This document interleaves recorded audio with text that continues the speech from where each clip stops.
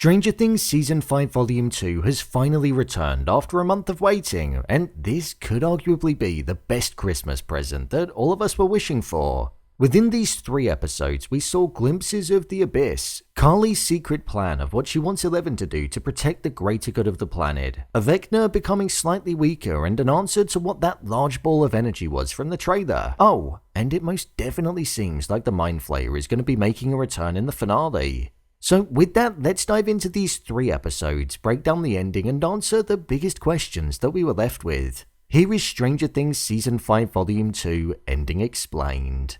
Just to let you know, this video will contain spoilers. What is the Abyss? When it came to the ending of the final episode, one of the main things that was brought to light was the fact that everything that we knew about the Upside Down wasn't actually what we knew it to be. This is something that was teased to us in Mr. Clark's class in Volume 1. Wormholes were always the answer, and that's exactly what the Upside Down was. It was a bridge between space and time, and it existed as a place which connected Hawkins in the right side up to the real place where darkness was born, which was called the Abyss. But it does also go by another name, and if you've seen the Stranger Things The First Shadow stage play, you'll know it as Dimension X. During Season 4, when Eleven fought with Henry Creel, we thought that he was sent to the Upside Down, but it turned out that he was actually sent to Dimension X, and then when Brenner was working on Eleven and used her to make contact with Henry, that was then when the bridge was formed, which was the Upside Down, and the connection was made. So the Upside Down wasn't the place where Vecna was based, it was actually the Abyss. The place that nobody even knew existed until Dustin found Brenner's journal. That was where he went following his battle in Volume 2 of Season 4, and it was where he recovered as he was out of sight. The plan that the group now have, now that they're reunited, is to go into the Abyss. With it being November the 6th, the date that Will was taken, and with Henry wanting to use the 12 vessels that he selected because he viewed them as weak, malleable, and individuals that would be easy to control, it's the day where he wants the 2 worlds to collide for good and for the right side up to become merged with the Abyss. This would mean that the world would essentially be ran by him and the darkness that he controls. The plan that the group have is to allow Vecna to believe that the world's emerging, and as the bridge gets smaller and smaller, they'll go into the Abyss so Eleven can be close to Vecna. They'll go inside of his mind and prevent the merging of the worlds, instead killing him, collapsing the bridge, destroying the Abyss and all of the darkness with it, ultimately allowing the kids to be rescued and for the world to be saved. The way for this to truly happen would be for the exotic matter to collapse in on itself and break the barrier, as the exotic matter is what's keeping the bridge stable. So that's the true way to destroy the Upside Down and sever the connection for good, something that's never been able to be done before. So the Upside Down is actually the connection, and the Abyss is the dark place that they should be fearful of. What's Carly's secret plan?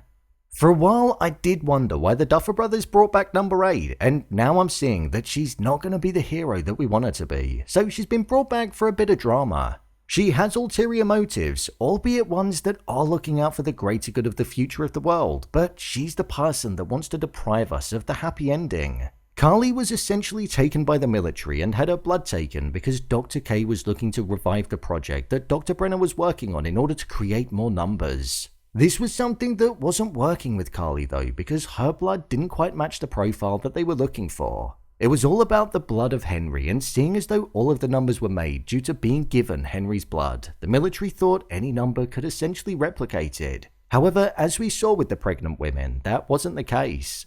The only way it was possible for more to be created was for the blood to be within somebody who was just like Henry, and that very person was Eleven. This is why the military were after Eleven and why they didn't fire at her in the back of the van when they went into the Upside Down right at the end of the episode, because they needed her.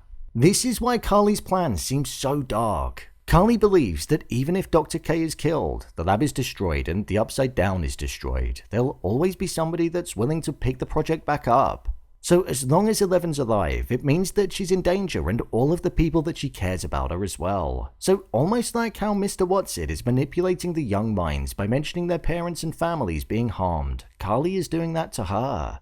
She basically wants herself and Eleven to stay behind whilst the bridge is being destroyed, so they'd also be destroyed as well. However, I truly wonder if Carly has the intentions of staying there, or if she actually wants Eleven dead because she partially blames her for being taken and for not looking to rescue her.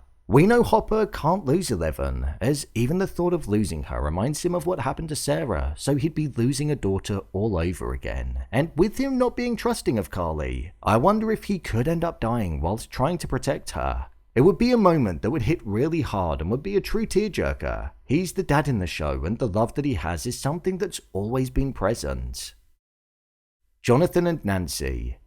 With the Duffer Brothers saying that Escape to Camazotz was a really emotional episode, I truly thought we were going to see both Nancy and Jonathan kick the bucket here. However, quite the opposite happened. We saw them find new life. We essentially saw them realize that they weren't right for each other. It was quite beautiful, to be fair, because it took the both of them being on the cusp of death for them to realize that they shouldn't actually be with each other. Jonathan described it best when he said how he felt like he wanted to be with her mainly because of the experiences that they shared with each other, the ones that were traumatic. He thought it brought a closeness that couldn't be found anywhere. However, as well as that, it also brought an element of feeling like they couldn't breathe when they were around each other. They didn't want to die whilst lying to one another, so instead they told each other how they truly felt and they accepted that they weren't actually right for one another. It's kinda sad, but I think it's almost the harsh reality of life. People think they're in love when actually they're just more afraid to walk away. The flashback in the cave.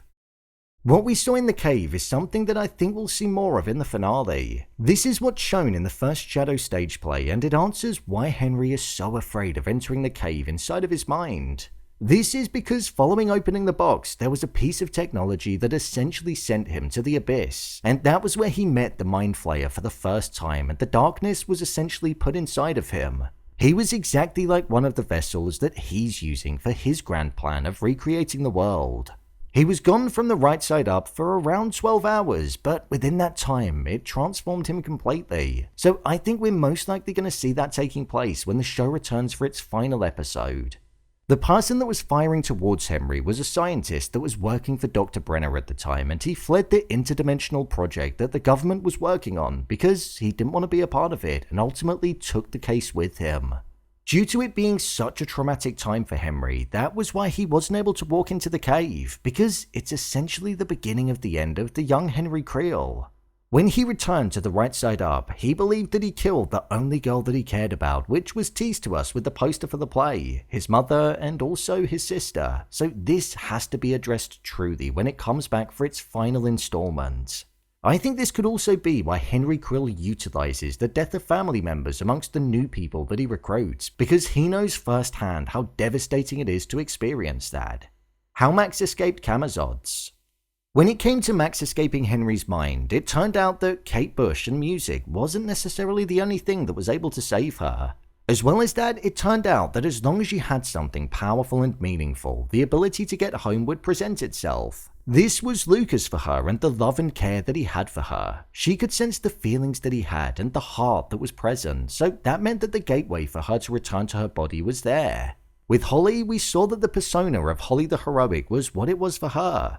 She felt guilty for freezing when people truly needed her, but with Max telling her that she was her hero because if it wasn't for her, they wouldn't have found the secret opening by the cave. That's what allowed her to wake up in the abyss and get through to the Upside Down before Vecna took her back. My review of Volume 2. When it came to these 3 episodes, personally, I think I preferred Volume 1, which I think is a bit of a shame to say. I feel like the pacing of the first 4 episodes felt a little bit more natural, it felt a bit more contained, and even though the stories were spread across the right side up and the upside down, they were just that little bit easier to follow. Plus, we got the massive reveal with Will having powers right at the end of the final episode. The way that the episodes in this volume were unfolding, it almost felt like there was an element of rushing because they needed things to wrap up. As much as I think it is cool that everything that we thought we knew about the Upside Down was a lie, us finding that out literally 2 episodes before the finale is something that I think is just a bit meh. The Abyss sounds like there's so much lore to it, and also mystery, and I just fear that we're not going to get all of the answers that we're looking for, but my mind could be changed on that if we do get them. I would also say that the story keeps feeling like it doesn't quite know who to focus on. Is it Will, is it Eleven, or is it Max and Holly? Eleven really has taken a back seat when compared to Season 4, and I think that's a shame. It's almost more about Will, Max and Holly now. A scene that I did love in this volume though was when Vecna was following Holly and Max and he just appeared from around the corner. I thought it was a great way of showing himself to Holly for the first time, and the slow-mo shot was also really cool. I also loved the scene where the Demodogs were ambushing the hospital. It was so tense, the camera movements made it feel so immersive, and we saw the love that a mother has for her child in wanting to do anything, even whilst in a wounded state, to protect them. Another moment that I thought was beautiful was the use of the song When It's Cold, I'd Like to Die being played as Max woke up and returned to her body. This song was played when Lucas was holding her in season 4 when he thought that he lost her, so hearing it again, it just brought back all of those emotions. I would say that it kind of felt like it was always going to lead towards Will coming out to the group, especially since season 4 of the show, and I thought it was a scene that was handled quite well and had an element of emotion to it. Seeing the supportive nature of his friends and family and that they'd always stand by him was nice to see. I actually thought Vecna using that fear that he had within him also highlighted a real personal evil side to him in a completely different way. Even though I might not have preferred this volume to the first, it hasn't taken away the excitement that I have for the finale. I'm excited to see the group enter the Abyss, come face to face with Vecna again, Eleven and Will teaming up against him, and also if Carly is going to get Eleven to go through with the deadly plan. We've not got long to wait, so I'm excited to see which characters get the happy ending. The final thing that I will say that I thought was a really nice touch was that right at the end of the final episode of the volume, we heard the grandfather clock that Henry Creel was infatuated with, and we also had the candles lit like Henry Creel did as well. So with that taking place, I think we're going to be seeing potential contact with the Mind Flayer, as that was what almost triggered the drawings in season 4. So, there you have it, Stranger Things Season 5 Volume 2 Ending Explained.